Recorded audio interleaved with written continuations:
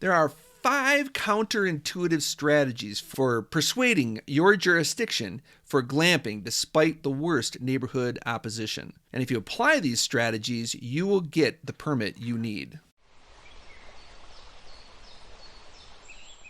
I say these are counterintuitive strategies because they do rub against our natural tendencies.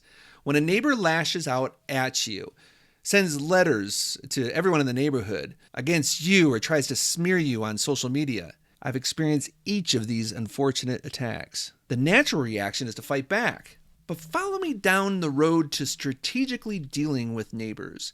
I think you will find these strategies not only helpful in getting your glamping operation legally set up in your jurisdiction, but you may sway some of those disgruntled neighbors to actually be on your side. Okay, 5 intuitive strategies for persuading your jurisdiction for glamping despite neighborhood opposition.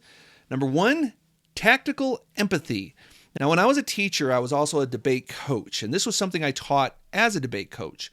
Crawl inside the head of your opponent and try your best to see the world from their point of view. You don't have to agree with them. You don't have to condone what they believe, but try to see the world the way they see it. This is what's called tactical empathy. I didn't make up that term, but it fits what I've always taught in debate. It comes from FBI negotiator Chris Voss, author of Never Split the Difference. He was a hostage negotiator, and this was a way to meet the crazy person. You empathize with them and try to meet their needs. And this leads to my second counterintuitive strategy: highlight the win-wins. We have a tendency to try to beat them so that they are losers, but no, make them a winner. One of my neighbors complained that my headlights from one of my driveways was actually coming up and shining into his bedroom window. So when he said, "This is a problem," I went, "Oh no, that's really awful." Now, I could have been a real jerk of a neighbor and told him, "Hey, well, get some blinds on your window, not my problem." I didn't do that. Actually, in my site development plans later that year, I actually moved the driveway. Now, it's going to cost me some money to do that, but you know what?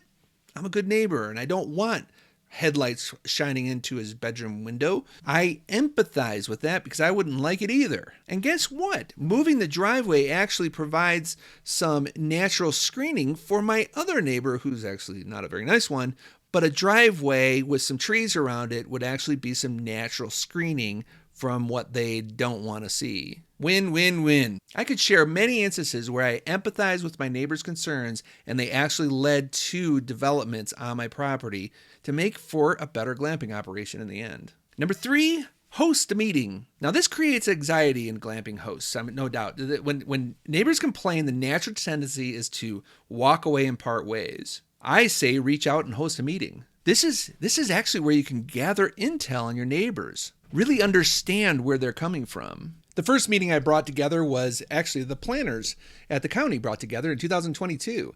And 3 neighbors showed up, 2 who were vehemently opposed, and they were those NIMBY types who were just adamant against the glamping operation. 1 just had some simple concerns. But when she witnessed the 2 others' irate, mean, hateful opposition, she wanted no part of that. And she withdrew her opposition. And quite frankly, she did bring up a concern over fire pits. I live in Colorado, and I actually downgraded my development to just include propane fire pits. So there you go again. I adapted my site development to my neighbor concerns. My second meeting was recently online, and I uploaded it here at glampingguycom. 2 neighbors showed up, albeit that they were friendly neighbors who actually appreciated my reaching out to them. I presented my plan and put it up online. I bet you my opposition still watched that video. In fact, I hope they did. And if anything, it may have tempered their opposition to maybe think, the glamping operation is not too bad. Number 4, appeal to your neighbors. All of them, not just the grumpy ones. When you have some neighbors attack you, the tendency is to think that they're all attacking you. Chances are they're not. In the political world, they call this the silent majority. Most people are not like the loudest people. They're actually cool people who sit back and go, gosh, I wonder what the glamping guy is doing. I kind of want a piece of the action. This has led to many conversations with people that are in my neighborhood about how they can do a short-term rental of some sort, or maybe even a glamping operation. Do something creatively in this creative market we call glamping. And a real slam dunk is to get them to write letters of support. I've gotten a few in my folder. Reaching out to the neighbors that you may not speak to very often, it doesn't turn them into enemies. It actually turns them into friends. And it helps in your development of your glamping operation to have them on your side.